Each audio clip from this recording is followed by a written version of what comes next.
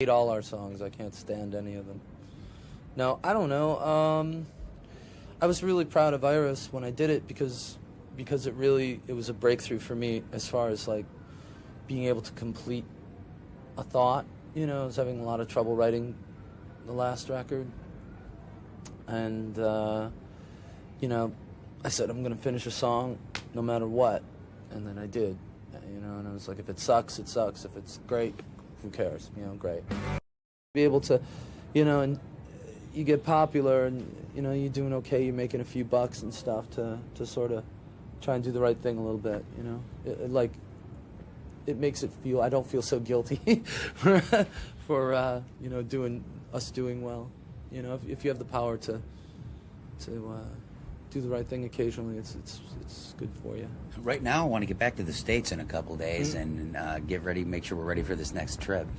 You know, we're going to finish touring. We'll probably finish sometime around the new year, and assuming the master computer doesn't crash everything we know on Earth, then we'll probably go out and do a few more shows and start writing another record, I guess.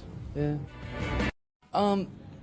You know what? I just always wrote what I wrote, and I never really tried to attach an outcome to the piece of music, you know? Like, oh, well, this song's going to be a huge hit, you know, or I'm going to try and write a huge hit. I can't do that, you know? I mean, it's always like, you know, whether a song is going to be a hit or not is always like buying lottery tickets, you know what I mean?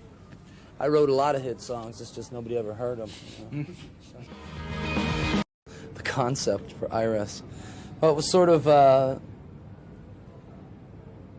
don't know what the concept for it was. I mean, we did it for a movie, so it was kind of... Sort of to latch on the movie and get it played on TV. Yeah. That was sort of the concept. Yeah, I don't know. You know, Nancy Bardowell, the woman that did the video, did a really nice job with it. And it was actually really nicely shot. I think that's what they were just looking for, because they had to use movie clips. What we wanted to do was because we had to use movie clips, we wanted to sort of tie it together in a way where it didn't look like a commercial for the movie. And that was really the concept for it. And so she came up with this idea of the telescopes, kind of watching everything, you know, which was sort of like what the angels in the movie were doing. So I guess just this record's just a couple years older. You know, it's us a couple years older than the one prior to that. And you can keep following that equation backwards, you know. You know, the first one came out in about 86, and you know, we were 21, 22 years old at that time.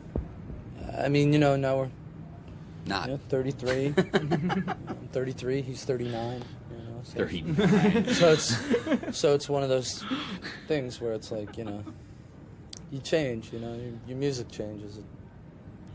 I don't know. We come up with different ways, I think. Spend a lot of time reading. Spend a lot of time just giving each other space, I think. But there's, you know, touring's weird. A lot of giving each other a hard time. Yeah, we're giving each other a hard time, which, you know, today was my day for getting the abuse. You have to sort of, you know, give it around.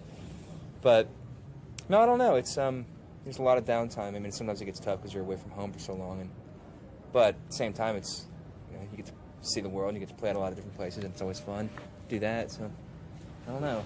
It seems like a long time when you're doing it, and then a year and a half down the road when you're done, it seems like it didn't, like you weren't touring very long. So. Situation, I'm just like, well, you know, we should just stick around and try to be as relevant as possible, and just bow out gracefully when we are irrelevant. I think more bands need to learn that lesson. When they become irrelevant, just stop. Hopefully we'll be smart enough to realize when that time is.